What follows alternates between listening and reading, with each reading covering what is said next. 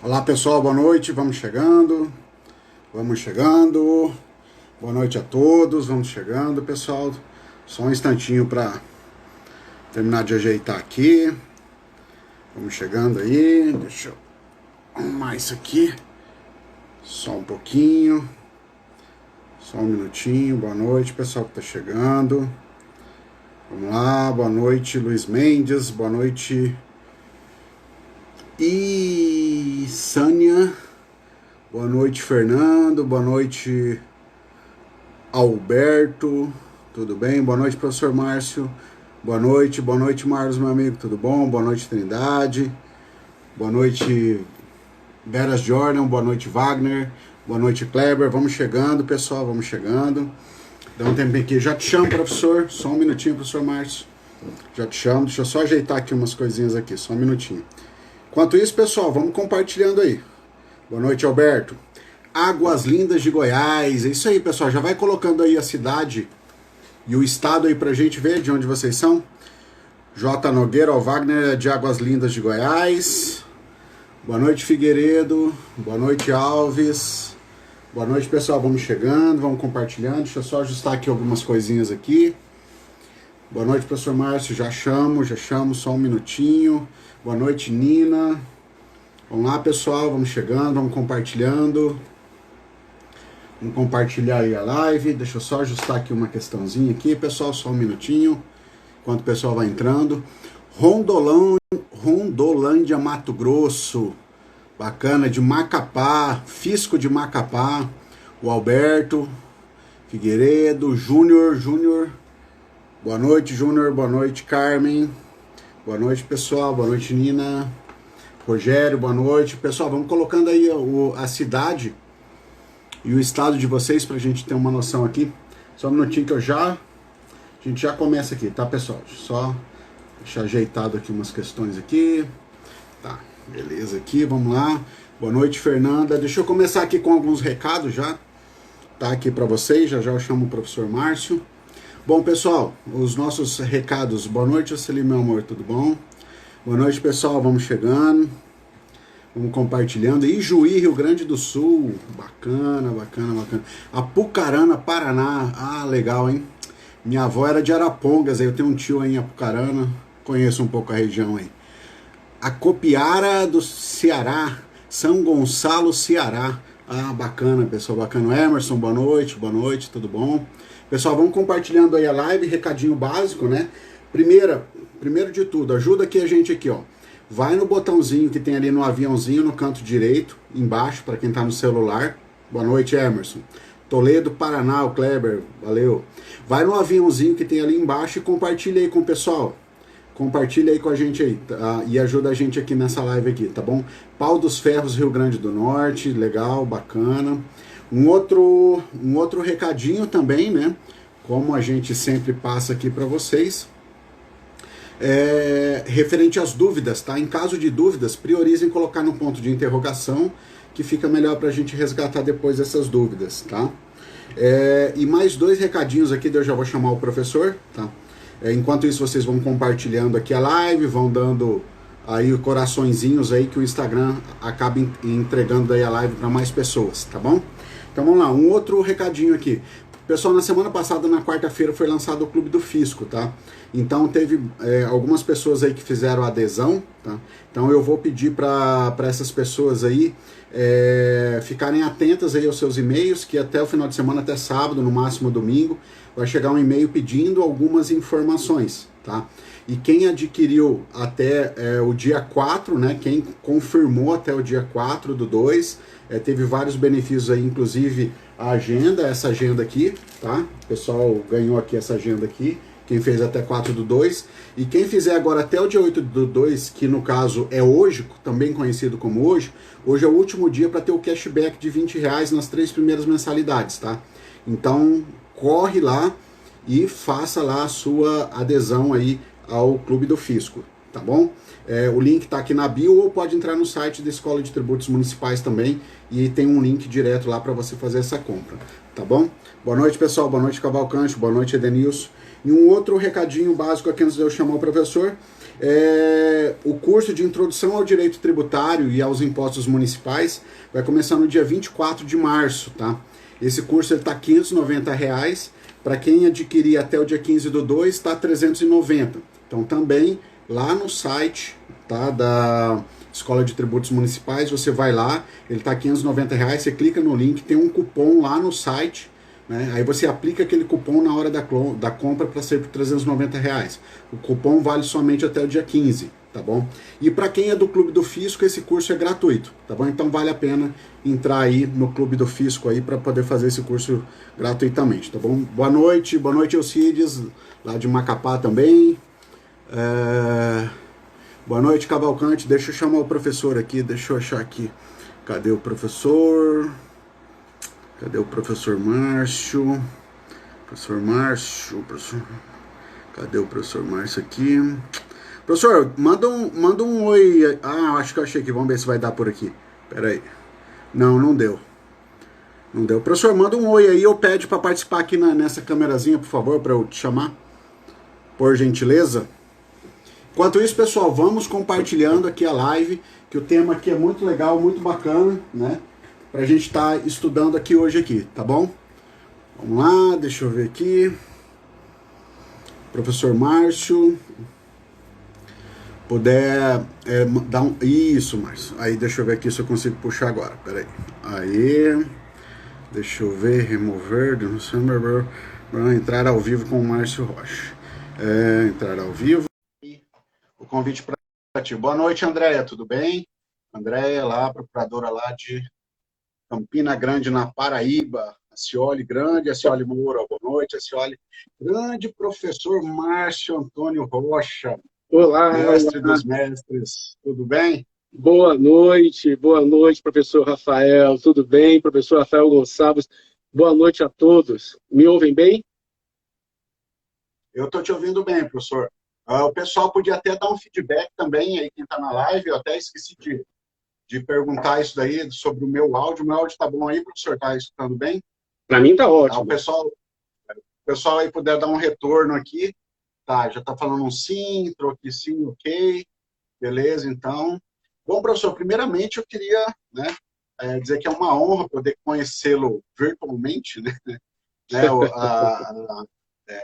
É o nosso primeiro encontro aqui, né? Eu conheci o professor aí quando eu estudava para concursos, né? Conheci o professor ministrando aula de direito tributário. Foi mais especificamente quando eu comecei a estudar para o ICMS de Santa Catarina, aqui de Santa Catarina. Então eu vi, salvo engano, acho que foi no Silvio Santos que o professor ministrou o curso. Eu vi lá um curso lá muito bacana. E o professor também, né? Não, assim, dispensa comentários. O professor Márcio Antônio Rocha, auditor aí. Já vou apresentar brevemente o professor Márcio Antônio Rocha. O professor é auditor, né, no município de Salvador, na Bahia. Né, tem bastante experiência, né, tanto da parte teórica quanto da parte prática também. Né, porque um trabalho bem feito é aquele trabalho que a gente, na verdade, acaba unindo as duas, né, tanto a teoria quanto a prática. Um não Perfeito. sobrevive sem o outro, né? Só a teoria eu não chego em lugar nenhum, né? E só com a prática também, às vezes, falta algum detalhe, alguma canja ali que a gente poderia, né, estar melhorando ali no nosso trabalho. Então, professor, a gente vai falar aqui, né, para o pessoal que está chegando agora, a gente vai falar de um tema muito bacana aqui, que é um tema interessante tanto para a galera de concurso, né, também pode cair alguma coisa em relação a isso, como também na prática, né, no dia a dia. A gente, no nosso público aqui, a maior parte trabalha em municípios, é auditor, é fiscal, é procurador, mas nós temos também advogados, né, que dão suporte para municípios. Enfim, a carga aqui é mais forte em cima da tributação que envolve aí, que afeta os municípios. Então, o tema de hoje que a gente vai estar tratando aí, né, de um possível do IPTU e do ITR, né, do critério espacial, né? Isso que traz aí, né, professor, às vezes aí traz aí alguma, como que eu posso dizer assim, deixa a gente, às vezes, em maus lençóis, dependendo da situação no dia a dia, né? Você não sabe direito. E agora? Para onde que eu vou correr? Muitos municípios têm dificuldade em relação a isso. Então, a gente vai estar fazendo esse bate-papo aqui sobre o critério espacial do IPT e do IPR, né? Os conflitos, as incidências e não incidências. E hoje, professor, aqui já agradecendo, vou agradecer a presença de todos aqui que estão na live, pedir para compartilhar mais uma vez e dar os coraçõezinhos. Lembrando da dúvida, priorizar no ponto de interrogação que tem aqui no canto direito, no celular, que daí a gente acaba resgatando melhor a dúvida. E apresentar aqui o professor. Professor, primeiramente, muito obrigado pela disponibilização do tempo, né? A gente sabe que o nosso tempo aí é sempre bastante corrido. Obrigado mesmo, e a gente foi buscar aí pessoas que são da área, que trabalham, né, na auditoria fiscal, na fiscalização tributária, e também que tenha principalmente a prática e aquilo que a gente alia também aí com a teoria. Professor, muito obrigado pela disponibilização do seu tempo, e vou te passar a palavra agora aí para o professor terminar de se apresentar, fazer umas boas-vindas aí para a gente. Vamos lá. Professor Rafael Gonçalves, a princípio, eu tenho que agradecer ao convite, agradecer a presença de vocês que estão aqui agora nos ouvindo, nos assistindo. Tenho que elogiar o projeto, né? Foram várias terças repletas de informações, repletas de conteúdo. Isso foi muito interessante, muito interessante. Me honra muito estar participando de um projeto com tanta gente boa que esteve aqui com você nessas terças. Muito interessante mesmo. Vamos lá. Eu sou Márcio Antônio Rocha, sou auditor fiscal do município de Salvador e ensino, leciono matéria de direito tributário, especialmente para concurso público. Eventualmente, também legislação tributária municipal e nos cursos presenciais em Salvador e até em alguns online também, a matéria legislação tributária federal, especialmente para aqueles nossos concursos para Receita Federal, né? Enfim, eu entrei no município de Salvador já tem um tempinho, estamos comemorando 30 anos, agora em 2022, a minha turma, que ingressou em 1992. Eu não tinha nada a ver com a área pública, vinha da iniciativa privada, mas, enfim, dei sorte de, no ano que eu me formei, a princípio em economia, houve o concurso para a Secretaria de Fazenda do município de Salvador, e ali eu ingressei muito jovem. Apenas anos depois, 5 anos depois, que eu ingressei na Faculdade de Direito. Então, eu tinha feito primeiro o curso de Economia, e depois que eu fiz um curso de Direito, depois uma especialização em tributário. Enfim, até então, a título de curiosidade, eu não tinha o menor interesse em lecionar. Mas um convite desses aleatórios, um convite desses veio e, enfim, também na área de ensino já estamos aí caminhando para 20 anos. Então, esse ano eu estou completando 30 de auditoria fiscal e 20 lecionando direito tributário, a princípio nos cursos presenciais de Salvador e depois com o advento de cursos online, PDF, uma boa parcela do Brasil. Enfim, esse é um tema que o professor bem mencionou, que ele é interessante tanto para nosso público-alvo específico aqui, que é os interessados na tributação municipal, quanto um outro público-alvo também faz parte do nosso dia a dia, que são aqueles interessados em concursos públicos. É um tema muito interessante, porque envolve Constituição Federal, envolve Código Tributário Nacional, envolve a legislação espaço, envolve jurisprudência. Então, é algo interessante, além das controvérsias, além das polêmicas. Isso realmente é muito interessante. Do ponto de vista prático, eu até cavei algumas informações aqui na Cefaz do município de Salvador. Do ponto de vista prático, eu não vou trazer, na minha vivência prática, maiores considerações, porque o município de Salvador é praticamente escasso de zona rural, atualmente, o município de Salvador. Então, quando a gente pega alguns exemplos de controvérsias no município de Salvador, são exemplos de 20 anos, 15 anos atrás, que já foram esclarecidos, porque Salvador não tem mais zona rural. Mas certamente, dentre os que estão nos assistindo, certamente temos aqui pessoas que trabalham ou labutam com municípios em que a questão passa a ter um conteúdo interessantíssimo. Lembremos, como nós vamos comentar daqui a pouco, que além da questão da, digamos, controvérsia quanto ao aspecto espacial, territorial do IPTU versus ITR, ainda tem a questão da repartição de receitas tributárias, a possibilidade do município fiscalizar e cobrar o ITR e ficar com 100% da arrecadação. Então, certamente, para muitos que estão aqui nos assistindo, é um tema que pode ter um efeito prático para quem trabalha com isso e também um efeito prático muito interessante para quem estuda e está se preparando para concursos públicos. Com certeza. E esse tema, né, professor, que a gente acordou de estar fazendo bate-papo hoje, critério espacial, né? Ele afeta diretamente o critério subjetivo, né? Então, falando para quem talvez não tenha conhecimento, nós temos aí a regra matriz, né, de incidência tributária. Perdão, pessoal. Nós temos a regra matriz de incidência tributária, onde nós temos lá critério material, critério espacial, né, critério quantitativo, critério subjetivo, enfim, nós temos lá 5 critérios.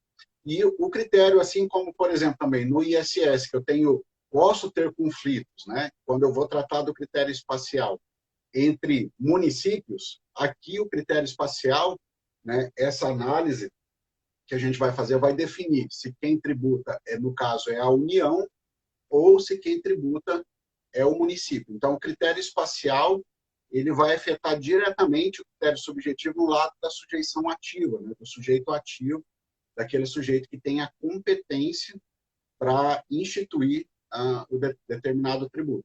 Né? E, fora isso também, que a gente vai falar no decorrer aqui, né, obviamente, digamos assim, que a jurisprudência, né, ela criou um outro critério, né, vamos dizer assim, se é que eu posso chamar assim, que não é mais o critério espacial, ele não é suficiente. Né? Então, nós temos aí né, uma outra situação, que é um critério de utilização que a gente vai estar falando aqui mais para frente, conforme a gente for avançando aqui. Quase que um critério econômico, né?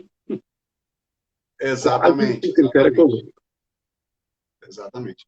Então, a gente vai caminhar aqui, pessoal, aqui essa breve introdução que a gente fez aqui, que a gente vai falar hoje, para vocês se situarem. Lógico, não é pretensão nossa aqui esgotar o tema, porque isso, enfim, pode caminhar sem ter várias vertentes. A gente vai colocar aqui algumas posições, algumas questões constitucionais, o CTN e outras normas também que podem impactar, alguma coisa de jurisprudência. Tá?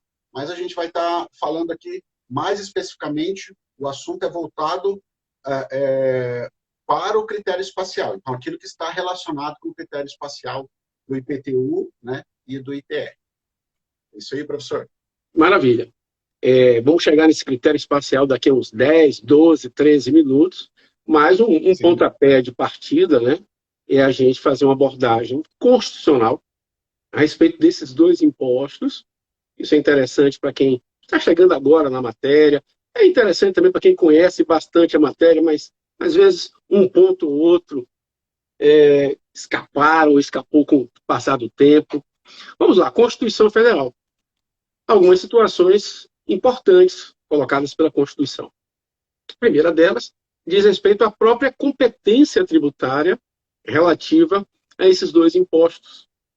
E aí você tem lá no artigo 153 a competência tributária de impostos para a União, e lá no inciso 6º tem lá a competência para a União instituir um imposto sobre a propriedade territorial rural.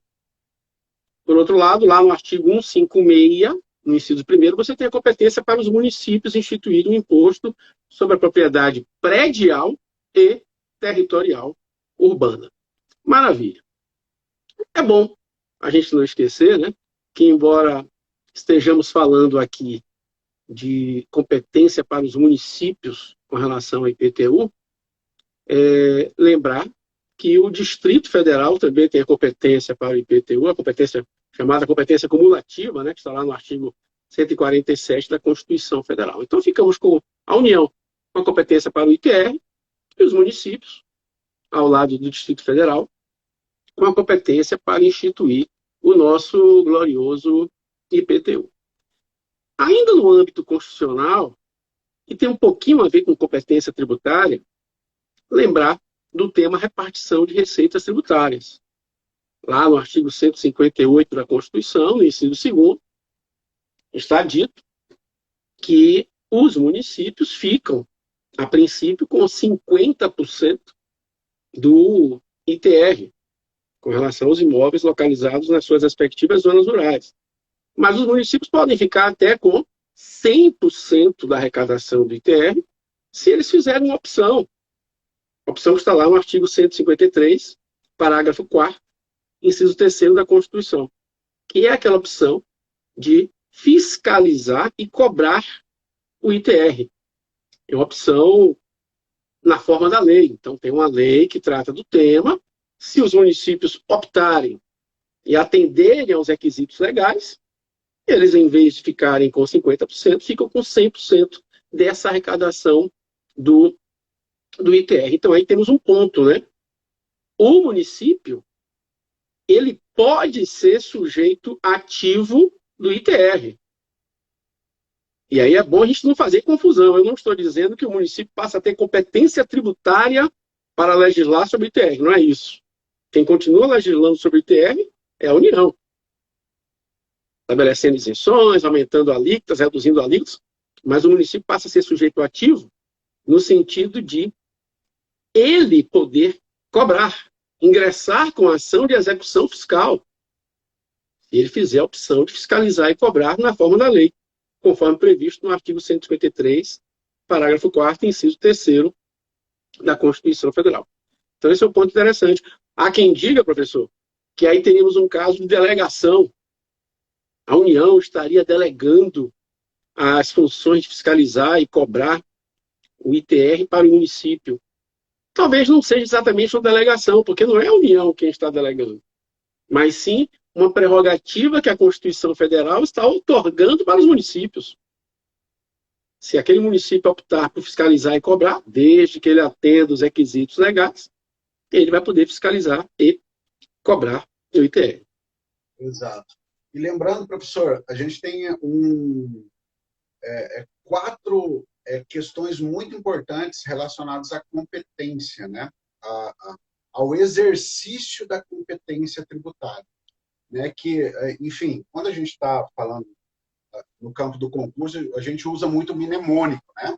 Então, vamos usar lá, por exemplo, o ILFA, né? O ILFA. Então, o ILFA é o exercício da competência tributária, que é o I, né, no caso, instituir, o L de legislar, o F de fiscalizar e o A de arrecadar. Então, esse vamos dizer assim, é a competência plena, né, sobre que a Constituição dá para determinado ente, né, em cima de uma determinada situação, para que ele institua, legisle, fiscalize e arrecade. E desse quarteto, vamos dizer assim, o que é intocável, que o município não vai, no caso do ITR, que a gente está falando aqui, o que o município não vai poder fazer é instituir e legislar. Perfeito. A fiscalização, então, desse quarteto, se o município optar por fazer o convênio com a Receita Federal e vier a fiscalizar o ITR, o que o professor Márcio disse em outras palavras é o seguinte: o município vai fiscalizar, vai arrecadar, porém o município não pode legislar, dar uma outra norma, instituir uma obrigação acessória, fazer... Não, o município ele tem que seguir 100% o que a União fizer. Se a União fizer alguma alteração, aí sim. Aí o município, por estar competente para fiscalizar, se fez o convênio, ele vai lá e adota aquele critério que foi traçado aí na mudança, se foi alguma mudança que teve. Perfeito. Mais ou menos por aí. Perfeito. A União continua com a competência plena, a competência legislativa plena sobre o ITR. o município apenas exerceria aquelas outras funções, aquelas que, segundo o artigo 7º do CTN, podem ser delegadas para outra pessoa de direito público, né? Fiscalização, arrecadar, executar ordens e serviços, etc, etc. Pois bem, mas é uma situação interessante, né? Porque, já que estamos falando em IPTU, em ITR, União e municípios, nessa situação, você acaba tendo a possibilidade do município fiscalizar, cobrar e ficar com 100% da arrecadação do glorioso ITR. Enfim, e aí a Constituição Federal, para quem quiser anotar alguns detalhes sobre isso, já que eu disse que os municípios podem fiscalizar se eles atenderem, se quiserem e se atenderem aos requisitos legais, a lei que trata disso, para quem tiver interesse, é a Lei 11.250, de 2005, 11.250 de 2005, e também temos um decreto 6433 de 2008, e aí essa legislação vai abordar o convênio, a possibilidade de convênio, que o professor Rafael Gonçalves mencionou. Maravilha? Muito bem. E ainda seguindo aí, constitucionalmente falando, nessa introdução, né, constitucional que estamos fazendo, você tem, portanto, dois impostos que incidem, primeiro, sobre a propriedade e de bens imóveis. Repare que a Constituição Federal ela dá um pulinho ali no aspecto, digamos assim, material, né, no critério material da incidência desses impostos. O professor Rafael Gonçalves mencionou, você tem aqueles critérios, né, os critérios chamados antecedentes, critério material, critério espacial, critério temporal. E depois você tem os critérios consequentes, né, que são os critérios pessoais e subjetivos, e o quantitativo, né, com relação à chamada teoria da regra matriz de incidência tributária. Pois bem, esses dois impostos incidem sobre bens imóveis e sobre a propriedade desses bens imóveis. Ambos, ainda abordando aspectos constitucionais, ambos são marcados com a possibilidade da progressividade. Tanto o ITR, com a progressividade relacionada a desestimular as propriedades improdutivas, quanto o IPTU, com a possibilidade do IPTU ser usado para que o imóvel atinja, alcance a chamada função social da propriedade. Tem previsão lá no artigo 182, parágrafo 4º da Constituição Federal. Então, são dois impostos marcados pela progressividade, possibilidade de progressividade, e aí nessa progressividade eles assumem uma feição extrafiscal, né? O IPTU é um imposto nitidamente fiscal, arrecadatório, mas quando ele é utilizado visando observar essa função social da propriedade, está assumindo nitidamente uma função, uma feição extrafiscal.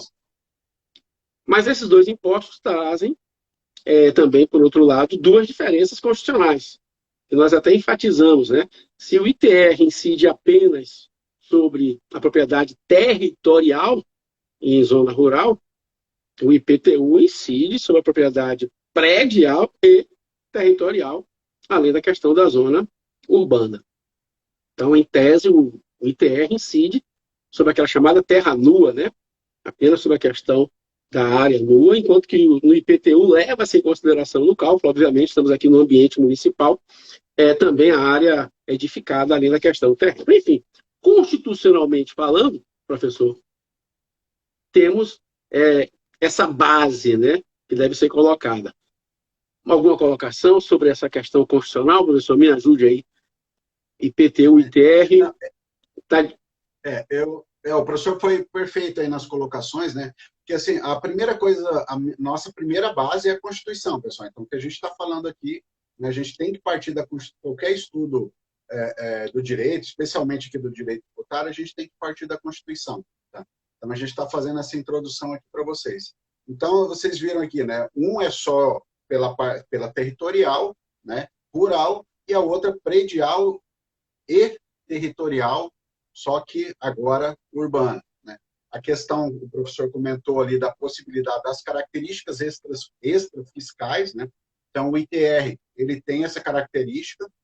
Se você for olhar para o IPTU, as possibilidades de alíquota te conduzem a uma possibilidade de aplicação da alíquota extrafiscal, que é do cumprimento da função social da propriedade, lá o artigo 182, parágrafo 4º, salvo engano. Isso, E que também aí você complementa esse estudo, para quem tiver interesse em aprofundar, com o Estatuto das Cidades, salvo engano, artigo 7º, ou alguma coisa mais ou menos por ali, tá? E só que também o IPTU ele possibilita outros tipos de alíquota que não a extrafiscal. Né? Você tem lá uma alíquota, uma progressividade pelo valor do imóvel, em razão do uso ou do uso ou da localização. Então, são outras características. E fazendo assim, já como o professor comentou, a gente fez uma introdução aqui da parte da Constituição, falando um pouquinho em ITR, quem que é competente do ITR, né? Quem tem a competência, melhor dizendo, do ITR, quem tem a competência para o IPTU.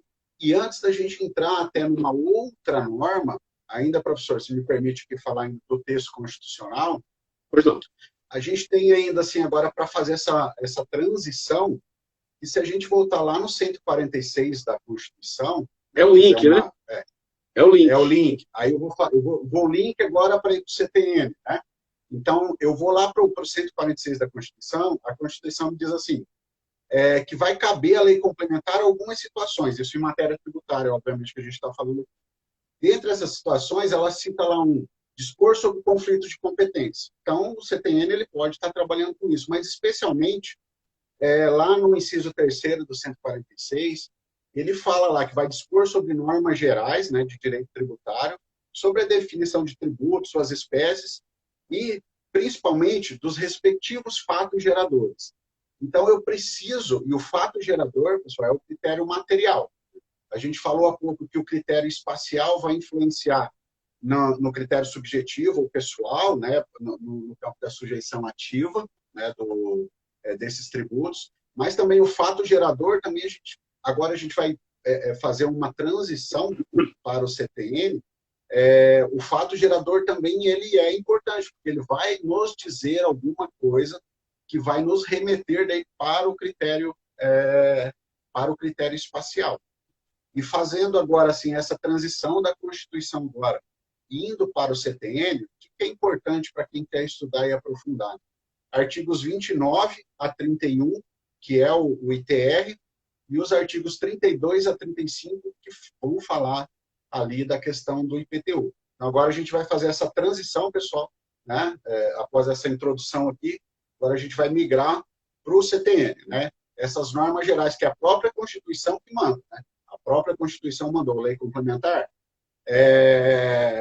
vai lá e, referente aos tributos, define quem são os fatos geradores. E o CTN, ele fez isso. Em que pese, né, professor, até para questões de concurso, né, e até para a vida também, né, às vezes alguém pode pegar o CTN e falar assim, mas a Constituição está falando lei complementar, o CTN é lei ordinária, né? Por que isso? Então está errado? Será que o CTN está errado? Não, pessoal, só fazendo uma introdução também aqui, o CTN tem o que a gente chama hoje de... Ele é uma lei formalmente ordinária e materialmente complementar. Então, assim, o conteúdo dela é um conteúdo de lei complementar.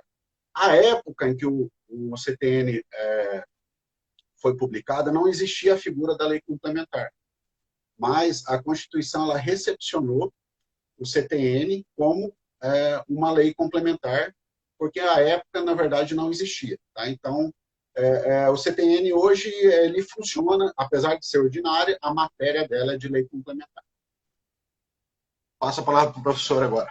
Perfeito. Eu espero que vocês que estão nos assistindo tenham aproveitado esse preâmbulo que o professor Rafael Gonçalves fez nessa migração de Constituição Federal para o CTN. Prestem muita atenção, portanto, no artigo 146 da Constituição. Porque os artigos que nós vamos comentar agora, especialmente o artigo 29, que trata do fato gerador do ITR, lá no CTN, e o artigo 32, abordando o fato gerador do IPTU, você tem que ter em mente por que o CTN faz isso? Por que está tratando de fato gerador de imposto, de dois impostos?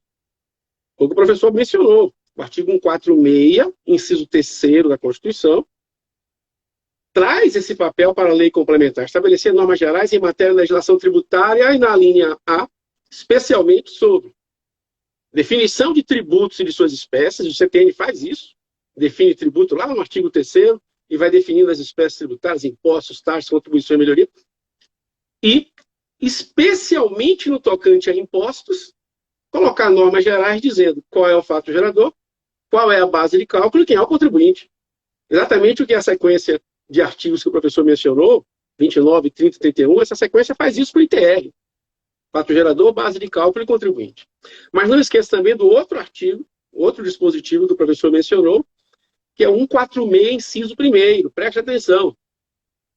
146, inciso 1º, cabe à lei complementar dispor sobre conflitos de competência. Isso vai ser importante agora, nessa migração nossa para o CTN, e daqui a pouquinho também, quando formos comentar um decreto-lei que também passou por essa teoria da recepção, porque são dois dispositivos, o CTN, lei ordinária, que tem eficácia, papel, a função de lei complementar, e também um decreto-lei, que também foi recepcionado como lei complementar e trata também de abordar um eventual conflito de competência que teríamos aí entre municípios e a União. Muito bem. E aí, o artigo 29 do CTN diz qual é o fato gerador do ITR. Eu diria que para a gente chegar no 29, talvez fosse até interessante a gente citar primeiro o 32, né? Eu também acho, professor. Porque o CTN diz que o fato gerador do ITR é a propriedade em zona rural, só que a zona rural é aquilo que não for zona urbana. Então a zona rural é algo que vem por exclusão, aquilo que não for zona urbana. E aí o 32 acaba entrando melhor nessa história, especialmente no parágrafo 1º, né, professor? Exatamente. Até assim, o 32 do CTN, ele vai dizer, né, que o fato gerador do IPTU são as situações lá de a propriedade, domínio útil, ou a posse do imóvel localizado na zona urbana. O caput do 32 termina assim, localizado na zona urbana. Aí o parágrafo 1º, ele vai dizer, para efeitos deste imposto, ou seja, para efeitos do IPTU, o que é uma zona urbana. Né? Daí ele vai falar, né, professor? O que o CTN nos diz aí sobre o que é a zona urbana para efeito desse imposto aqui, do 32, que é o IPTU. Vocês prestem atenção no que o professor Rafael está comentando, viu? O parágrafo 1º do artigo 32 diz que para efeitos deste imposto, qual é o imposto? O IPTU. Então, para efeitos do IPTU, entende-se como zona urbana a definida em lei municipal. Beleza. Lei municipal define o que é zona urbana. Mas o parágrafo 1º do artigo 32 tem um ponto e vírgula, em que se coloca observado o requisito mínimo da existência de melhoramentos indicados em pelo menos 2 dos incisos, né, dos 5 incisos que o parágrafo 1º do artigo 32 tem. E esses melhoramentos, tanto faz se eles foram construídos ou mantidos pelo poder público. Então, esse parágrafo 1º talvez traga aí algo a ser bem analisado, e o professor Rafael vai colaborar muito conosco nesse sentido, que é, talvez não baste que aquela área esteja colocada na lei municipal como zona urbana.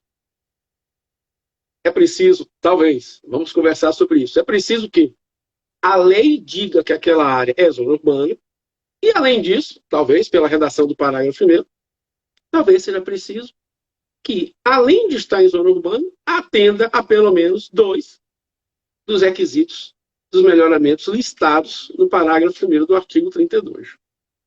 Mas só para a gente não perder o time com relação ao 29, então é isso. Se zona urbana é definida em lei municipal, o fato gerador do ITR, lá no artigo 29 do CTN, vai ser a propriedade de um imóvel em zona rural, sendo que zona rural é tudo aquilo que não for considerado pela lei municipal como zona urbana. E quando a gente está falando em propriedade, é sempre bom a gente repetir, né, professor? Que, na verdade, o fato gerador é a propriedade, o domínio útil ou a posse, né, do imóvel. Aí já tem uma questão, professor, que eu já gosto de falar também, sempre quando aparece esses tipos de assunto, eu gosto de fazer o link. Pessoal, que vai estudar tributário ou que trabalha com tributário, não basta estudar só tributário.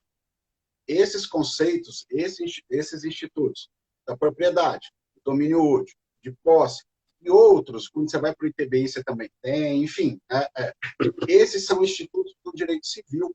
Então, você precisa ir lá para o 1000 e tanto do direito civil, eu não sei exatamente de cabeça, né, o artigo 1000 e lá vai pedrada do direito civil, e estudar esses institutos para você saber do que se trata e até na hora de colocar alguém como realmente ali como contribuinte do IPTU, né, às vezes você pode colocar um possuidor, né, como contribuinte. A lei aqui, o Código Tributário Nacional está falando que sim, o possuidor, né, lógico que é aquele com ânimo de domínio, enfim, né, a gente não vai aprofundar nesse detalhe agora, mas é importante também você fazer um link com outras ciências, né, que orbitam essa nave chamada direito tributário. Né? Então, tem várias situações que você tem que buscar em outras ciências, e não só ciências do direito, né? Ciências da auditoria, da contabilidade, enfim, né?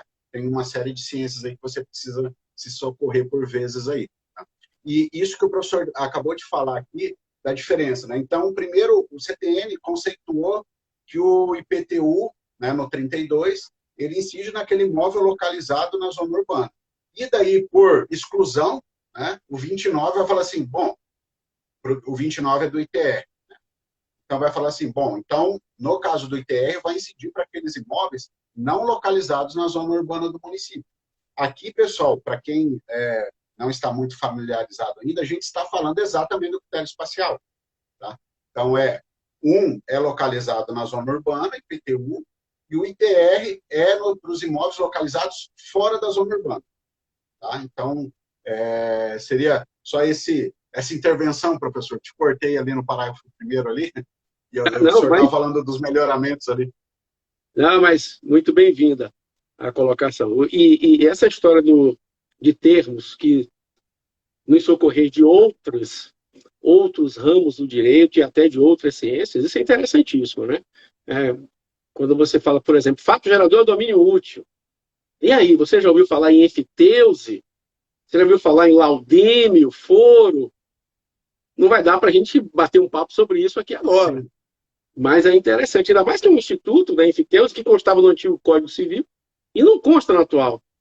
Só que os contratos regidos pelo antigo Código continuam vigentes. Então você pode ter uma situação em que quem paga o IPTU não é o proprietário do imóvel, e sim aquele que tem um domínio útil, né?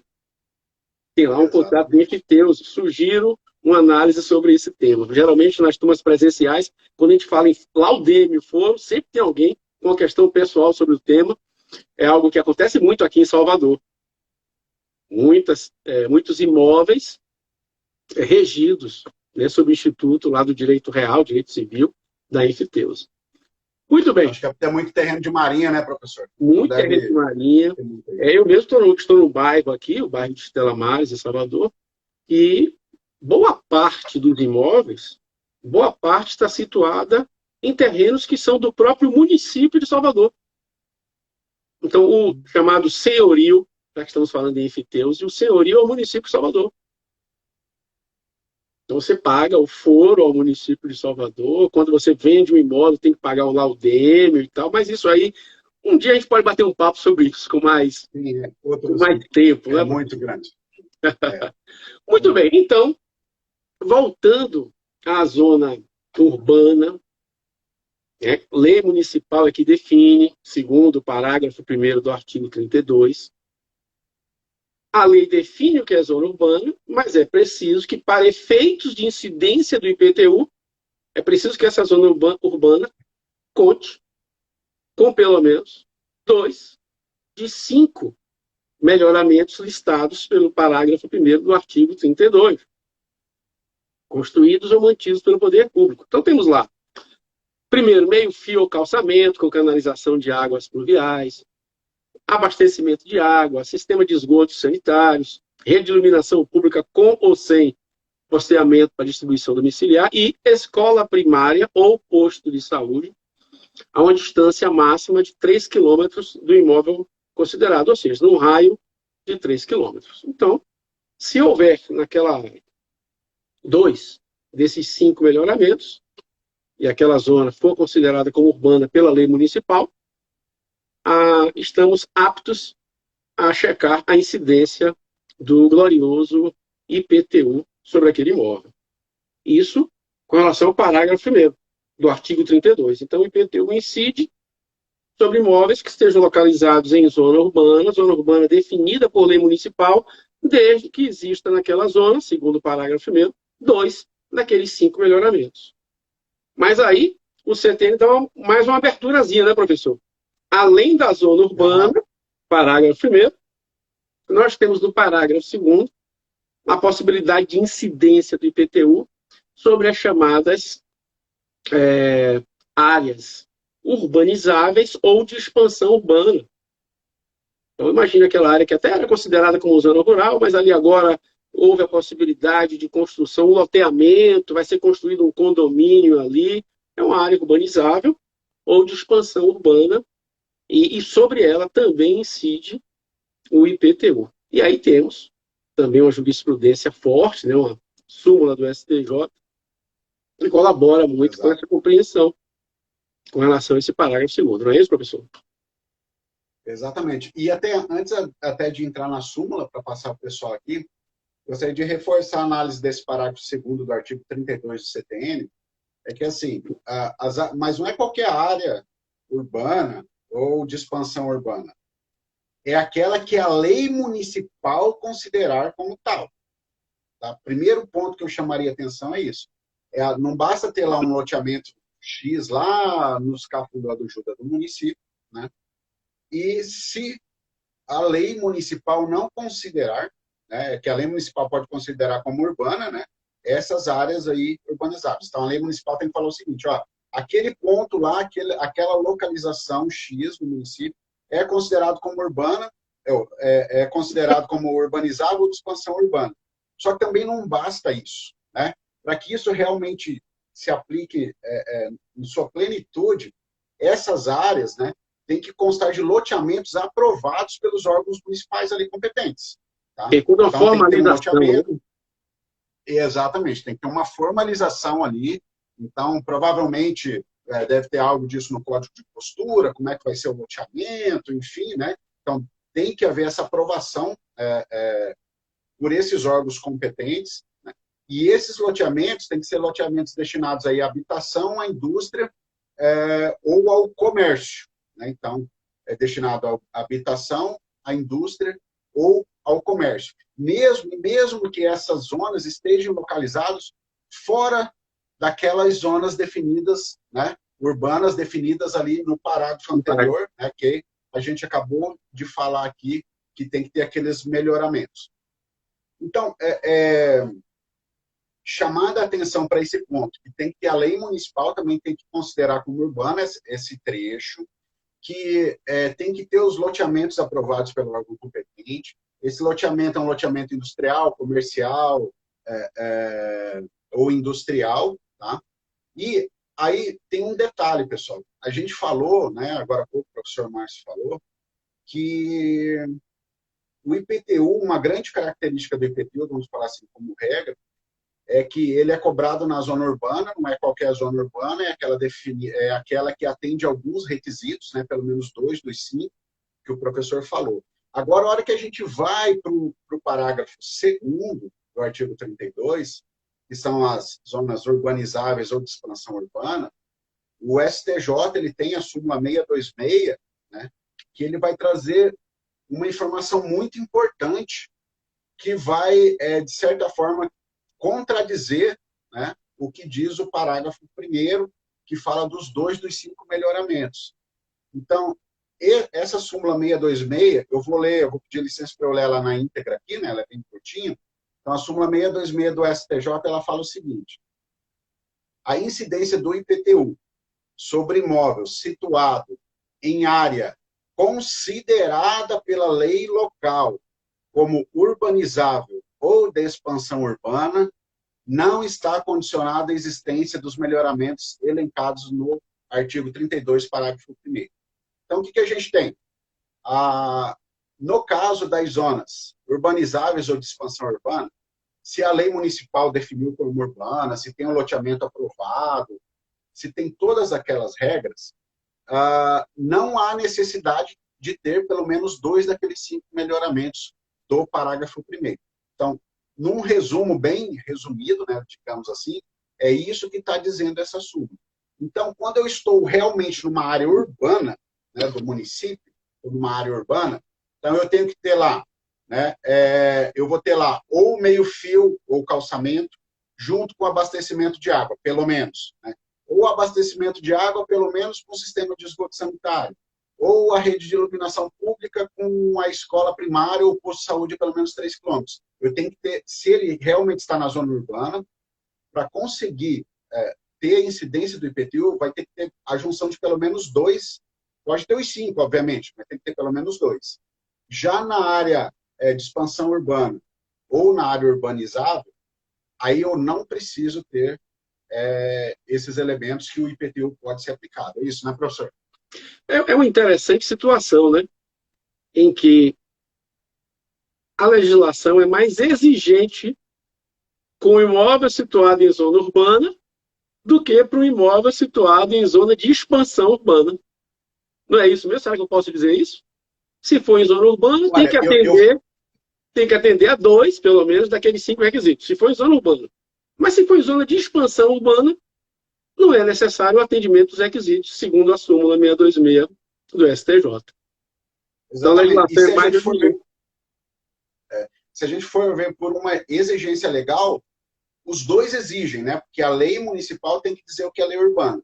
Perfeito. E na urbanizável ou de expansão urbana, a lei municipal tem que considerar aquela área. Então, esse critério, vamos dizer assim, que está empatado. Exige os dois. Agora, na hora dos melhoramentos, aí não. Aí a zona urbana tem que ter, né? E a urbanizável de expansão urbana já não precisa ter. Basta ter o loteamento aprovado pelo órgão competente, seja para indústria, comércio, né, ou habitação, e pronto, tá? Já tá valendo. Não precisa ter energia, não precisa ter água, não precisa ter escola, não precisa ter nada, na verdade. Né? Não precisa atender esses requisitos. Perfeito. Vamos lá, seguindo aqui, professor.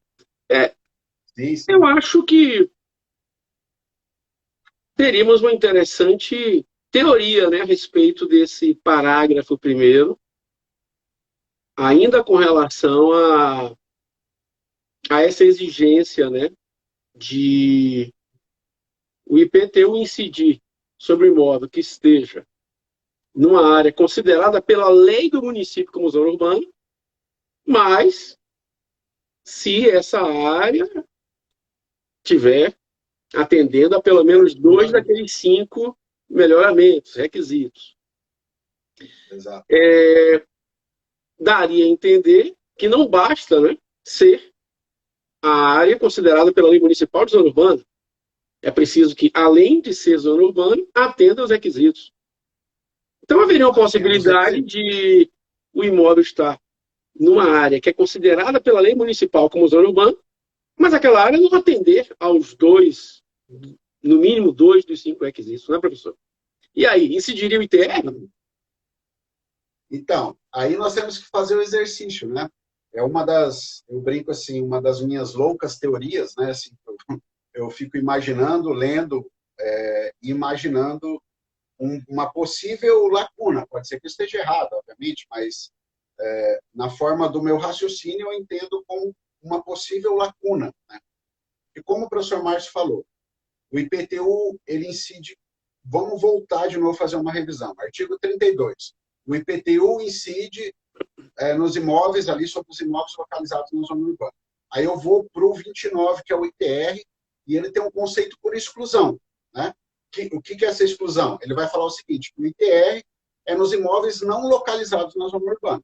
Então, se eu tenho zona urbana, eu não tenho ITR.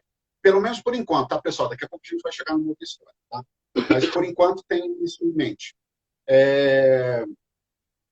Então, eu tenho o conceito de ITR por exclusão. ITR é naquela zona que não seja zona urbana. A zona urbana é prefeito de IPTU, mas não é qualquer zona urbana. É a zona que tenha pelo menos 2 dos 5 melhoramentos. Mas o município ele pode vir, por exemplo, como acontece com frequência, no município que eu trabalhei como fiscal de tributos, também aconteceu umas 2 vezes, eles podem vir assim por algum interesse, enfim, aí não cabe a gente julgar essa questão, mas enfim. O município vai lá e delimita uma nova zona urbana. Então, ou seja, ele aumenta, expande aquela zona urbana que ele tinha, né? Então ele vai lá, aumenta, acrescenta lá uma porção X do seu território na zona urbana. Só que essa zona urbana não tem pelo menos 2 dos 5 melhoramentos. Tá? Então, ele não atende o requisito para IPTU. E aí, a pergunta que o professor Márcio fez, vai incidir ITR? Vamos voltar para o 29 do CTN? O 29 do CTN fala que vai incidir onde o ITR? Nos imóveis localizados fora da zona urbana. Então, se virou zona urbana, não incide ITR. Aí, na minha teoria, por isso que eu falo, virou zona urbana, não incide ITR. É zona urbana, mas não tem os 2 melhoramentos, pelo menos 2 dos 5 melhoramentos, também não vai incidir IPTU. Então, eu vejo que aí pode ser, né, na minha teoria, que tem um vazio. Eu desconheço, pessoal, não conheço casos práticos disso, né, dessa situação, né, com exceção lá do município onde eu trabalhei, não conheço nenhum outro, assim, não ouvi falar, pelo menos, mas que eu tenho esse limbo, que eu não vou nenhum nem outro. Agora, né, antes até de partir para o outro assunto aqui, queria ver com o pessoal aqui o que estão achando aqui da live, dá o coraçãozinho, acabei esquecendo de pedir aqui no meio da live, o papo estava bom. As perguntas, só voltando, tá, pessoal? Tem 2 perguntas aqui na caixinha, no box, tá, de perguntas. Priorizem as perguntas por ali para a gente não perder, tá? Então, voltando aqui. Daí, professor, então a gente tem essa questão que, na minha opinião, é um limbo, né? É uma questão que pode acontecer de não ter, né, essa tributação. Né? Não sei o que o professor pensa dessa análise, o professor já chegou a fazer essa análise aí dessa parte aí da legislação, dessa possível lacuna. Né? Eu concordo plenamente com essa possibilidade, né, de estarmos aí diante de um hiato, né, de uma lacuna, em que você não teria nem incidência do ITR, porque é uma zona urbana, e rigorosamente não poderia haver incidência do IPTU, porque é uma zona urbana, mas que não atende a pelo menos 2 daqueles 5 requisitos, melhoramentos citados pelo parágrafo 1º do artigo 32. É uma situação interessante. Na prática, não conheço, até porque talvez na prática fosse algo muito temporário, né? Aquela área passou a ser zona urbana, e logo depois vai ter, certamente iria atender a 2 daqueles requisitos com o passar do tempo, mas em termos teóricos, é uma análise interessantíssima. Eu concordo com a teoria do professor Rafael. Concordo, acho interessante. A gente não pode esquecer também, né, professor? Agora já meio que mudando e às vezes ficando, né, nesse... de certa parte, ela vai ter relação com isso que a gente acabou de falar com esse livro. Que é assim, pode ser, né, professor, que o imóvel localizado na zona urbana, inclusive aquela zona que tenha pelo menos 2 dos 5 melhoramentos, é possível, isso também já está sacramentado, né? A não incidência do IPTU, né? E a incidência do ITR. Aí seria uma mudança, né? Aquilo que a gente comentou no começo. Talvez um sexto integrante da regra matriz, né? Que não é, o critério espacial, que seria a utilização, né? O critério da utilização, do uso do imóvel. Né? Perfeito. O professor pode comentar um pouquinho sobre essa questão aí também. É verdade, porque nesse particular, você não. Talvez o ideal não fosse nem mais nós falarmos em critério espacial. Talvez fosse um critério econômico. Critério espacial. É um critério econômico que estaríamos falando em finalidade, destinação da utilização lá do imóvel, né? Enfim, e isso aí,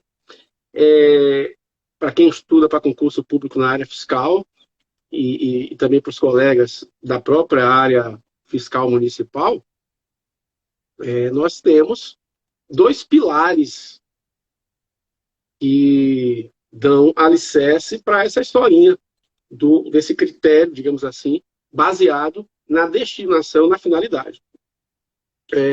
O STJ consolidou uma jurisprudência sobre o tema, né? E o STJ se baseia, e aí olha a importância daquilo que enaltecemos 29 minutos atrás, o STJ se baseia num decreto-lei de 1966, que é o decreto-lei 57, lá no seu artigo 15, né? E lá está dito, mais ou menos, que, nesse caso, se a destinação estiver relacionada com a exploração, deixa eu buscar aqui um pouquinho da literalidade, exploração extrativista vegetal, agrícola, pecuária ou agroindustrial, incide o ITR, ou seja, não se aplica o 32, parágrafo 1º. Mais ou menos essa é a redação do artigo 15, ou seja, baseada na questão da destinação, da finalidade, questão econômica da exploração extrativista, seja vegetal, agrícola, pecuária ou agroindustrial. E aí o STJ se baseou nisso aí, Decreto-Lei 57 de 1966. E por que um decreto-lei poderia ser alçado nesse momento? Porque esse decreto-lei estava abordando normas gerais em matéria de legislação tributária. Ele é de 1966. E a partir da Constituição seguinte, a de 67, esse tipo de tema, abordar normas gerais em matéria de legislação tributária, contemplando fato gerador, contemplando, resolvendo conflitos de competência, esse tipo de tema passou a ser algo materialmente reservado à lei complementar. Então, o decreto-lei, um instrumento que sequer existe, né, com a Constituição de 88, o decreto-lei formalmente era um decreto-lei, mas materialmente trazia conteúdo que a Constituição, de um ano depois dele, que já que é um decreto-lei de 1966, a Constituição de 67, e acompanhada pela de 88, reservou a lei complementar. Então, esse decreto-lei está nessa seara porque ele foi recepcionado com força, com status, aspecto material de lei complementar. E aí, o STJ abraçou esse dispositivo. E ainda tem uma historinha sobre esse decreto-lei. E, posteriormente, em 1972, uma lei revogou o tal artigo 15. Esse artigo trazia essa possibilidade. Mas aí depois também, esse dispositivo que revogou o artigo 15 do decreto-lei foi considerado inconstitucional porque era uma lei ordinária revogando um dispositivo que estava no decreto-lei que tem eficácia de lei complementar. Então, a tal lei ordinária lá, 5868 de 72, ela foi julgada inconstitucional, pelo menos o dispositivo que revogava o artigo 15 do decreto-lei, ele foi julgado inconstitucional porque era um dispositivo que estava numa lei ordinária, revogando um tema que estava no decreto-lei que tinha e que tem eficácia de lei complementar. Mas é a teoria, é o critério vigente para esse caso.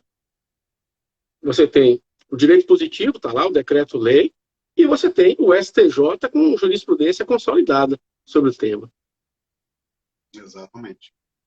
A Nitiane está perguntando qual o decreto. É o decreto 57 de 66, tá, Nitiane? Você vai lá no artigo 15, isso que a gente está falando aqui, está lá no artigo 15 desse decreto 57 de 66. Decreto-lei. Então, para a gente... Decreto-lei. Decreto-lei, né? Decreto-lei. Decreto-lei 57 de 66.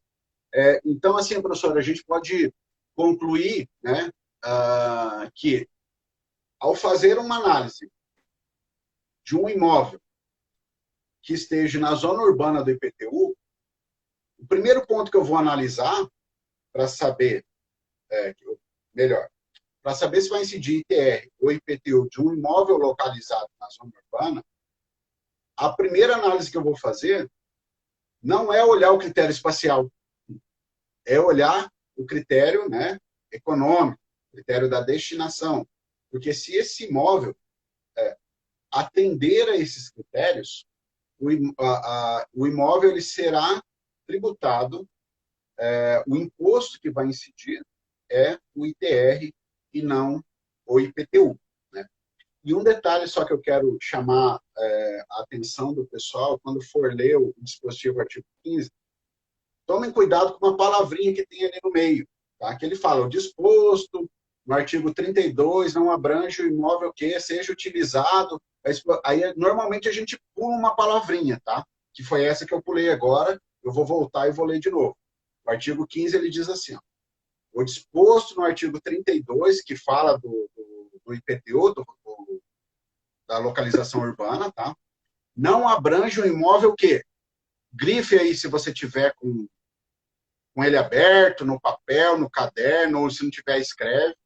É o imóvel que? Comprovadamente. Não é qualquer imóvel. Né? Eu plantei um pé de alface. Pô, agora eu tenho utilização agrícola. Estou com um pé de alface lá em casa, agora eu não vou pagar IPTU, vou pagar ITR, porque eu tenho um pé de alface. Não, não é bem assim. Não é bem assim. Né? Tem que ser um imóvel que comprovadamente tem essa utilização. E aí, pessoal, agora falando mais da prática, né, do dia a dia, é importante que os municípios regulamentem isso, né? Dizer como que essa comprovação, como que ela vai se dar, né? Como que essa comprovação vai se dar. Eu sei que isso, às vezes, é um pouco difícil na prática, né? Buscar isso, o pessoal, às vezes, não tem ideia de como que isso pode funcionar. Então, para ajudar, né, para efeitos de ITR, tem um tal de GUT e GEE. Tá? Vou explicar o que é GUT e o que é GE. GUT é um grau de utilização da terra e GE é grau de eficiência na exploração. Se vocês quiserem anotar a lei 8629, tá? A lei 8629, que ela vai tratar desses requisitos para efeitos da extrafiscalidade do ITR. Tá? Então, ele determina lá o que é acima de um determinado índice, vai aumentando ali, enfim, por aí. Aí eles usam esse conceito aqui do GUT e do GE, né? GUT, grau de utilização da terra, e GE, grau de eficiência na exploração. Então, ele vai estar falando assim, o grau de utilização da terra é quanto da terra é utilizado para essas atividades agrícolas ali, por exemplo, né? Ou para pecuário, enfim. Então, ele dá um grau de utilização de 80%. Aí ele explica nessa lei, você vai lá no artigo 6º, ele vai explicar um pouco disso que a gente está falando. E o grau de eficiência na exploração, que ele dá 100%, ele também explica como que é isso. Então, isso pode ajudar o município, né, a fazer uma regulamentação em cima disso. E também, aí você pode conciliar nesse estudo que você vai estar fazendo para fazer uma regulamentação local, também ir na instrução normativa número 11. Deixa eu ver de quem que é essa instrução normativa. Eu acho que é do INCRA. Instrução normativa 11. Procurem aí, instrução normativa 11. Tá? Ele também vai falar um pouco desse grau de eficiência na exploração, vai falar um pouco do grau de utilização na terra, e o mais importante, o mais legal, para quem não tem ideia, é o anexo, tá? A tabela 1. Esse anexo tabela 1, ela traz lá tipo, uma produção mínima, né, de acordo com o tamanho da terra, que tem que ter. Então, assim, eu vejo que isso serve como um parâmetro para ajudar os municípios, né, a talvez regulamentarem essa parte, né, porque senão o carinha vai chegar com uma vaquinha que ele tem em casa, com um pé de alface que ele plantou, ele vai falar assim, não, é utilização rural. Né? Então, a gente precisa ter alguns critérios. E a época que eu estava trabalhando como fiscal de tributos, eu usei esse material, não chegou a fazer a regulamentação lá, mas eu me baseava mais ou menos nele. Só que assim, pessoal, eu não entendo nada de agropecuária, de pecuária, não entendo nada, sou zero, né? E lá era um local que tinha muita plantação, por exemplo, de milho, de grãos, né? Milho, soja, enfim. Só que eu sei lá o que é produtivo, o que não é, né? Eu não faço a menor ideia. E aí, assim, buscando, daí eu fui conversando com o pessoal do interior lá, e fui para entender essa tabela aqui. Aí, qual que é a conclusão que eu cheguei? muito dificilmente, tá? Esses índices que estão na tabela anexo aqui não são atingidos. Tá? É praticamente se a pessoa não fizer quase nada. Pelo menos na análise dos grãos. Eu não analisei todos os itens que tem ali. É uma tabela um pouco grande, tá?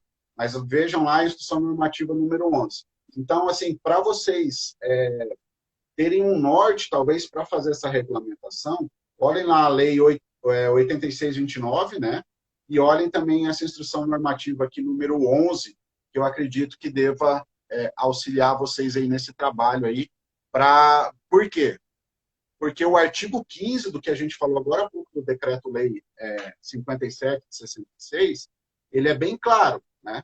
Que naquelas áreas lá, mesmo está na área urbana, mas se for uma utilização, vamos abreviar aqui para rural, né? Todos aqueles pontos lá, ele vai incidir o ITR, só que tem que ser comprovadamente.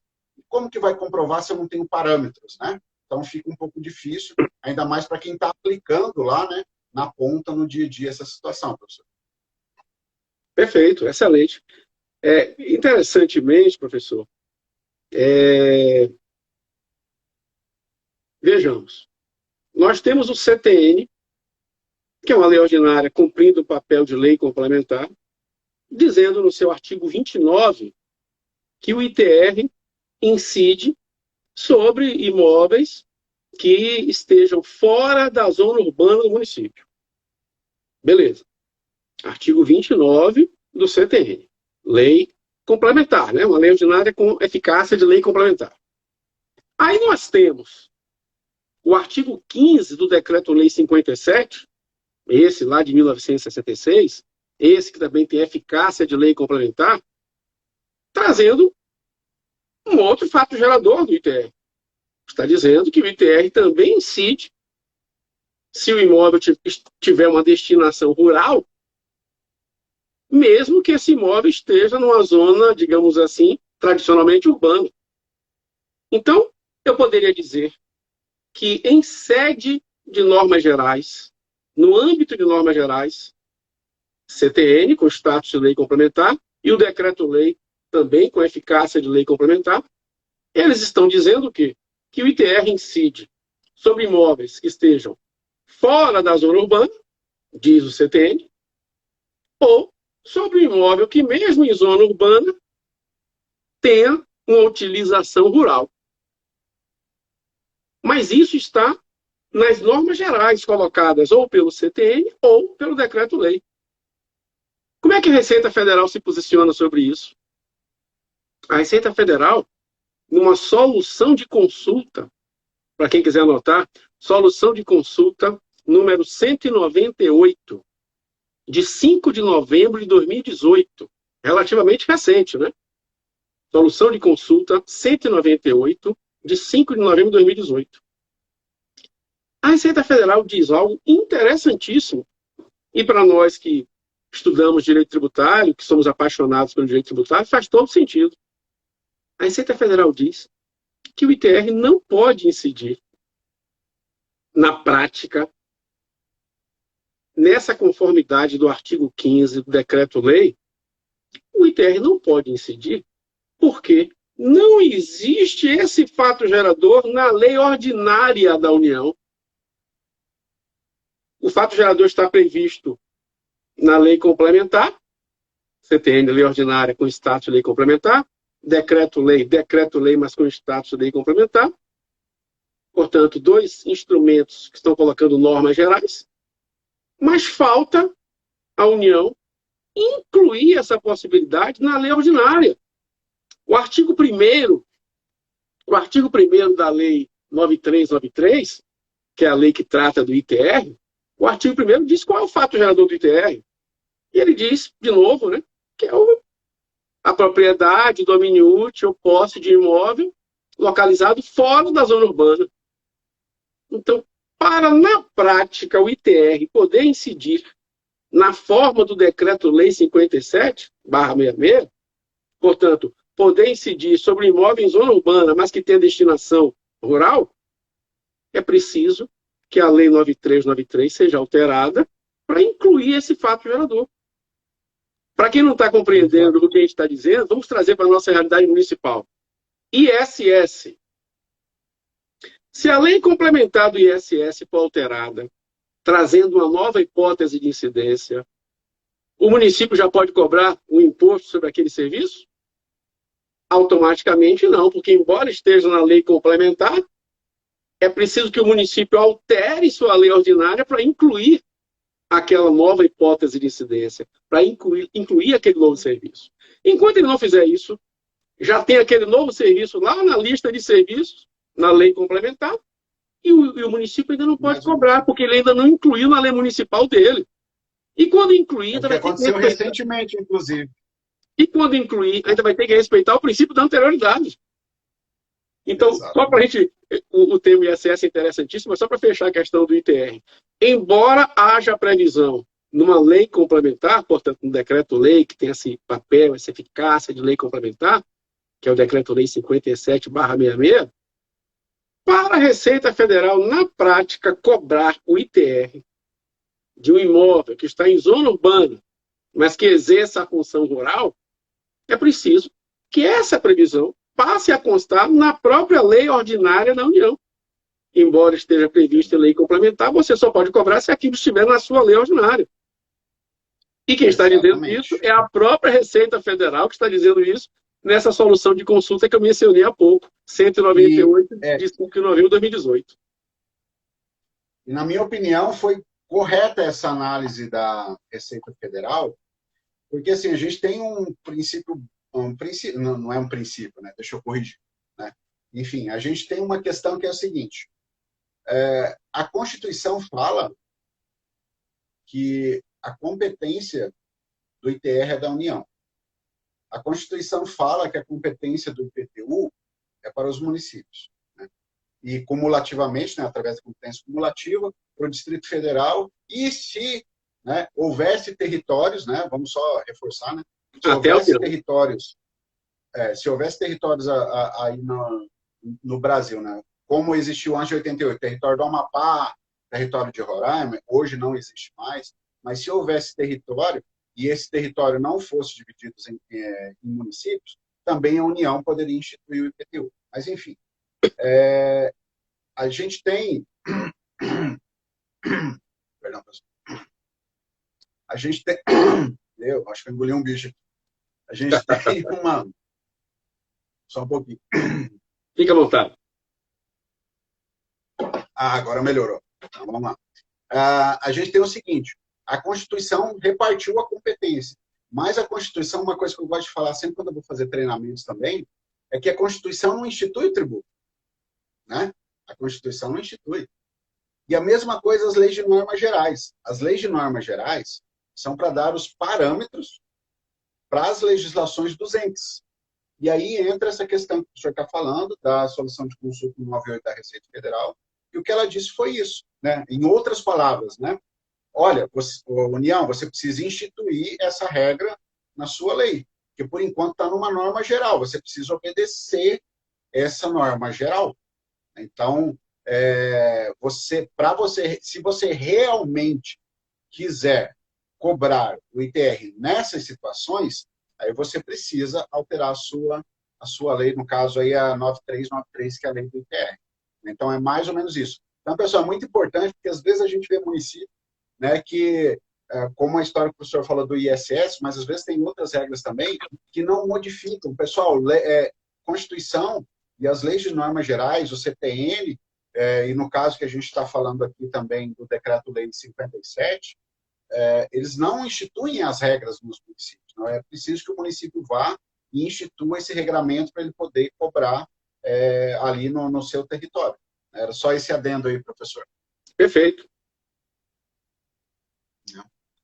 Então, eu acredito, professor, que, bom, eu, aqui da parte que eu tinha preparado para a gente fazer o nosso bate-papo aqui, né, eu acho que aqui a gente passou por todos os itens aqui, não sei se o professor queria comentar mais alguma coisa sobre essa nossa pauta de hoje aqui. Não, eu também acho que, claro que nós não tínhamos a pretensão de esgotar o tema, né, especialmente com 2 impostos dessa natureza, mas para uma live com o nosso tempo, eu acho que a gente passeou bem por vários aspectos. Aí, assim, pessoal, a gente colocou aqui, nós falamos aqui, tanto eu quanto o professor Márcio, vários dispositivos, várias leis, né, várias normas, a instrução normativa, né? Então, vocês peguem aqui a live, ela vai ficar gravada, salvo se ocorrer algum problema. Nas segundas-feiras sempre sobe para o YouTube da Escola de Tributos Municipais. Então, depois vocês peguem, fizeram a anotação, aí é cair de cabeça, né, professor? E estudar, né? Estudar, ler, ver mais coisas, enfim. E esse que é a gente só aprende, na verdade, quando a gente, né, vai ali para a guerra, ali com o papel e com a caneta ali. Eu até hoje eu pego, assim, quando eu vou ler alguma coisa, leio, eu fico rabiscando. E uma coisa que eu já falei em outras lives também, tem dispositivos, tem legislações que eu já li não sei quantas vezes. Não sei, muitas e muitas vezes. E por incrível que pareça, às vezes eu estou fazendo lá, sei lá, a centésima leitura daquele mesmo dispositivo e passo a enxergar uma coisa que eu não tinha enxergado antes, né?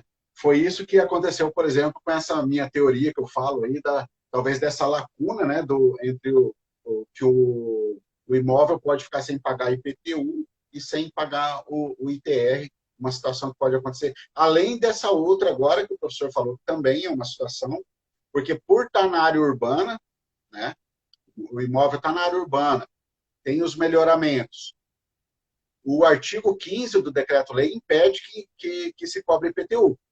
Porém, para incidir o ITR, teria que, como o professor bem falou, teria que a lei lá do ITR sofrer uma modificação para colocar essa hipótese de incidência também ali para o ITR. Então, a gente vai lendo e vai conversando e vai, né? É muito bacana essa leitura aí. Então, Com certeza. olha, pessoal, muito bom aqui. Então, acho que a gente finalizou aqui. Queria, assim, agradecer a todos aí que... não, pera aí que tem as questões aqui, professor. Estava esquecendo aqui. Ah, As sim. perguntas aqui. Pera aí. Deixa eu colocar aqui.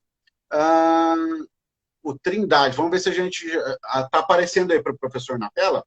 Eu vou ler aqui também, tá? O Trindade, ele fala, professor, você poderia citar alguns dos critérios que o município tem que ter para fiscalizar o ITR? Tem a questão do convênio, né, professor? O senhor falou. Aí realmente eu recomendo a verificação da lei, até que eu citei aqui, né? Dá uma Se o olhadinha, senhor puder repetir o número da lei. vou repetir, dá uma olhadinha na lei 11.250 de 2005. 11.250 de 2005. E no decreto 6433 de 2008. Lei 11.250 de 2005 e o decreto 6433 de 2008. Aí tem detalhes, tem alguma coisa do tipo treinamento, o corpo fiscal municipal tem que ser treinado na Receita Federal para se familiarizar com o ITR, tá? Só para dar um exemplo, mas existe um certo grau realmente de exigência.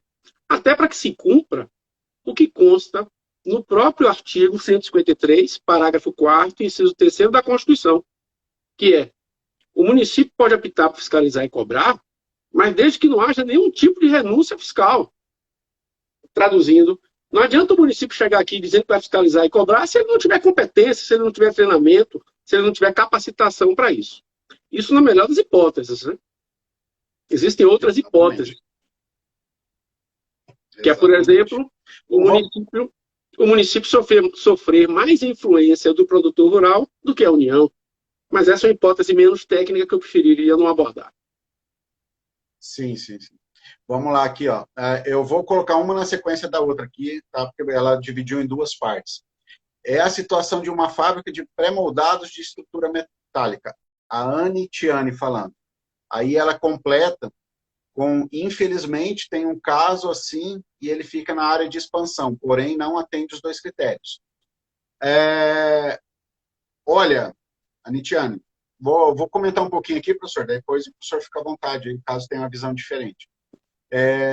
Fica na área de expansão, então a gente tem que analisar o seguinte, está lá no parágrafo 2º, ele se enquadra no parágrafo 2º do artigo 32 do CTN, que é a área de urbanizável de expansão urbana. Tem lei municipal definindo isso, ali tem um loteamento, porque você falou que tem uma indústria, é um loteamento aprovado, né, pelos órgãos competentes. Se atender essas características, na verdade, não precisa ter os dois critérios.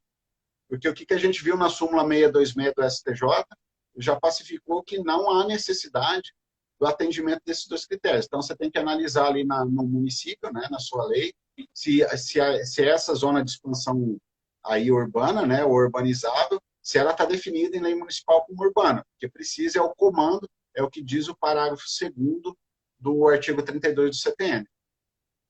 Não é isso, professor? Concordo. Se partindo do pressuposto de que é realmente uma área de expansão urbana, aí aplica-se o parágrafo 2º do artigo 32. E sendo o parágrafo 2º do artigo 32, ou seja, isso já consta na lei, o loteamento foi aprovado pelo órgão competente, como o professor Rafael mencionou, é o caso abordado aqui a respeito da súmula 626. Ou seja, não é preciso que sejam atendidos os requisitos do parágrafo 1º. É aquela situação que a gente até brincou, né? Que se for uma área de expansão urbana, a legislação é até menos exigente do que se for uma área urbana. Porque sendo área urbana, tem que atender a pelo menos 2 daqueles 5 requisitos. E sendo área de expansão urbana, não é preciso. Basta que atenda aos próprios requisitos que constam no parágrafo 2º, que o professor Rafael Gonçalves bem enalteceu. Lei municipal e que aquele loteamento tenha sido aprovado pelos órgãos competentes. Concordo plenamente. Exatamente. Ó, o Isaac fala daí a importância de fiscalização dos dois impostos. Tem área que já virou zona urbana e não paga, eu vou complementar aqui também, e não paga nem ITR nem IPTU, fica como terreno irregular ou loteamento irregular. Ó, se o professor quiser comentar primeiro, depois eu posso complementar também. É só para a gente iniciar, ou eu posso iniciar aqui também um comentário. Então, o comentário inicial que eu faria é que, caso estejamos diante daquela zona em que não incide nenhum e nem outro, isso não quer dizer que o imóvel seja irregular. Ele pode estar numa situação, o imóvel é irregular, o loteamento é irregular, a situação é irregular, mas, por força daquilo que a gente comentou aqui durante a live, pode ser que ele esteja numa zona, um hiato, uma lacuna, em que não haja incidência nem de um nem de outro. Mas é muito comum a gente fazer esse tipo de abordagem, né? Se eu não estou... Aliás, a abordagem é até inversa. Eu quero pagar o IPTU porque com isso eu regularizo o meu imóvel. E nem sempre isso acontece. Sim. E o detalhe é o seguinte, se o que o Isaac está falando aqui são naqueles casos onde há um loteamento irregular mesmo, né, no município, né, só que se esse loteamento, né, irregular, se ele estiver na zona urbana, se ele tiver os 2 dos 5 melhoramentos, né, vai incidir IPTU. Aí tem que ver como que a lei do município vai tratar a questão de unidades imobiliárias, né? Se ele consegue dividir, aí eu não consigo falar, tem que ver como que a lei do município trata isso. Ou, na pior das hipóteses, vai ser um IPTU geralzão grande de todo mundo, né? Para o proprietário lá que está como proprietário daquele imóvel. Só que, lembra que a gente falou no começo aqui, pessoal, da questão do fato gerador? Olha como é importante, né, professor Márcio Antônio Rocha? Do fato gerador, o que é o fato gerador? A propriedade, domínio útil ou a posse. Será que lá, nessas situações, já não existe posse? Não estou falando que existe, nem que não existe, tá, pessoal? É só uma análise, tem que ser do caso concreto lá. Mas será que já existe posse lá? Alguém com ânimos dono, né? Foi feito um contrato, né? Então tem lá, a pessoa construiu, né? Está morando, trata como se fosse sua. Tem conta de água e luz no nome. Será que eu não tenho características de posse, né? Possuidor com ânimos de domínio? Então, isso são todos pontos assim, que a gente precisa analisar o caso concreto, né? Para chegar numa conclusão. Às vezes você vai até dividir esse PTU, enfim. É importante saber como é que está na tua lei local também, questão de unidades, né? Imobiliárias, enfim, o cadastro imobiliário. Mas eu acho que é mais ou menos por aí, nessa questão de loteamento irregular. Se o professor tiver alguma coisa para complementar, fica à vontade, professor. O detalhe aí, o obstáculo é que a gente não conhece o caso concreto, né? Mas deixa eu viajar um pouquinho na teoria do direito tributário. Ainda que Sim. fosse uma situação irregular, ainda que fosse uma situação até ilícita, digamos assim, é bom a gente lembrar do artigo 118 do CTN, né? Que tem um quê Bacana, bacana. de pecúnia não olet, né? Ou seja, pouco importa se alguns requisitos legais não estão sendo cumpridos, se aquilo ali é ilícito, se é algo irregular, a definição do fato gerador é interpretada abstraindo-se certos detalhes, né? Mas teria que ver se isso poderia ou não ser aplicado nesse caso concreto. Aí, professor, já vem mais um detalhe que às vezes eu comento também.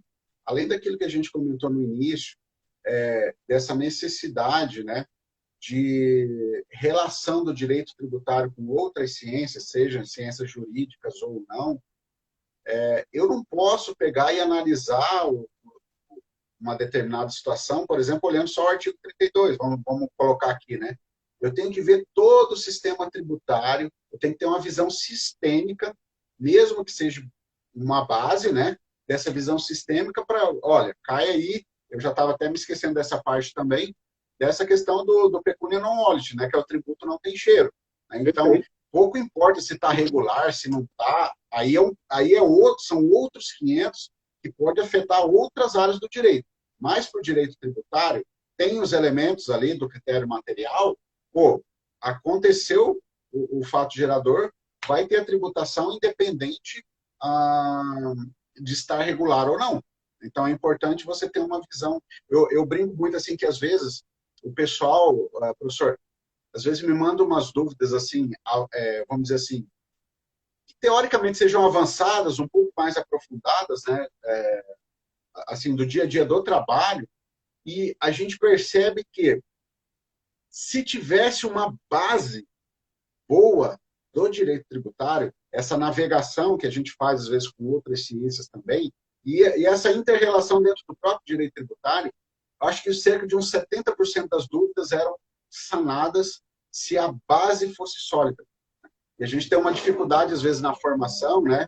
A pessoa entra para trabalhar, por exemplo, vai fazer um curso, já faz um curso de fiscalização de não sei o quê. Pô, mas, não, na minha opinião, não adianta você ir lá fazer o curso de fiscalização se você não sabe a base, se você não tem a base, é igual uma casa, né? A gente dá esse exemplo. Se o alicerce dela não for bom, ela pode ser linda, bonita, grande, mas não vai durar muito tempo. Dali a pouco vai cair, vai dar rachadura, vai dar algum problema, né? Então, a base ela é muito importante. E passar pelo CTN, como isso que o professor fez, indo lá para o 118, do tributo a pecúnia non olet, né? É muito importante também, que ajuda já a analisar, por exemplo, isso que quem foi, que acho que foi o Isaac que colocou. Agora vamos para o Sidney aqui, um último aqui. Deixa eu abrir aqui, porque eu não estou cortando, peraí. O que é necessário para regularizar um loteamento urbano privado? Olha, aí, Sidney, já é uma outra seara, né? Eu, pelo menos, não tenho competência para falar disso, não sei se o professor conhece Não, essa área aí. Eu, também. eu, eu não tenho competência para falar dessa questão de regularização, tá? Eu sei que tem um tal de um programa aí de REUR, né, mas, assim, eu não me arriscaria falar, porque eu não tenho conhecimento dessa parte, tá? Eu também. É uma legislação muito específica que varia de município a município, é complexo. É, É específico, melhor dizendo. Bom, deixa eu ver aqui. Bom, agora acabaram as perguntas que tinham aqui no box. Deixa eu ver se eu consigo ver alguma aqui. Agora eu acho que encerrou. Agora acabaram aqui as questões mesmo. Tá? Então, pessoal, agora sim, né? Eu estava pulando os questionamentos, peço perdão aí para vocês. Mas agora sim, pessoal, obrigado aí a todos aqueles que puderam participar ao vivo aqui com a gente aqui, aqueles que estão assistindo depois aqui também. Obrigado aí por prestigiar. Lembrando que na hora que acabar aqui eu vou tentar salvar aqui, salvando depois também sempre nas segundas-feiras, aí sobe para o canal do YouTube da Escola de Tributos Municipais. Tá? Um agradecimento muito especial aqui para o professor Márcio Antônio Rocha, né, veio nos brindar esse dia aqui com seu vasto conhecimento, tanto da parte teórica quanto da parte prática. Né? Muito obrigado de coração, professor, e quem sabe a gente marque aí mais para frente um outro bate-papo, porque aquilo que a gente falou, não era nosso objetivo e nem mesmo que fosse, né, não conseguiríamos esgotar o tempo. Claro. E a gente falou de uma situação do IPTU, né? A gente falou do critério espacial, né? É, Se a gente for falar de outras situações, outras, aqui a gente fica, né, muito tempo, muitos dias aqui falando. é verdade. Muito obrigado mesmo, professor, de coração, e agradeço imensamente aí a sua participação aqui no nosso projeto. Eu que agradeço. Eu já, lá no início da live, eu enalteci esse projeto, muito interessante. Quem pôde acompanhar todas as terças, certamente teve um grande grau de aprendizado. Agradeço muito mesmo a oportunidade. E para mim foi fácil hoje, né? Porque nas questões complexas eu deixei que o próprio professor respondesse por mim, então foi tudo tranquilo para mim, viu? Mas então tá, Eu professor. E agradeço, só agradeço. lembrando aqui também, Agradeço a todos. o E pessoal que não segue aqui o professor Márcio Antônio Rocha, vai ali, segue. Eu acabei esquecendo de falar isso no início, mas vai ali, segue o professor Márcio Antônio Rocha no Instagram do professor. Tá? E quem, exatamente. por acaso, estiver aqui também não segue a Escola de Tributos Municipais, segue a escola, e a gente vai estar aqui. Ó. Vou ler alguns comentários, se alguém puder colocar um feedback aqui, de como foi aqui. Ó. Sempre aprendendo, obrigada. Deixa eu ver quem falou, o que está passando rápido. A Lúcia, a Anne falou aula show, o Acioli também tinha falado antes que a live estava muito boa, a Paula dando os parabéns aqui. É isso aí, pessoal. O objetivo aqui é trazer conteúdo aqui de qualidade, né, com profundidade. Dificilmente, às vezes, isso é abordado até em curso, né, professor? Com a profundidade que a gente fez aqui. Às É vezes é verdade. mais É verdade. superficial. E aqui a gente ficou 1 hora tratando de um tema só. E a gente não conseguiu esgotar. E eu acho que se a gente ficasse 4 horas aqui, a gente não ia conseguir esgotar. Né? Então, tem muita coisa, muitos detalhes aí para a gente trabalhar. Mas, pessoal, muito obrigado. Mais uma vez, obrigado, professor. E Eu que as agradeço. portas estão abertas aqui. Eu que agradeço. Um abraço. Um Valeu, abraço a todos. abraço, tchau, tchau. Abraço, tchau.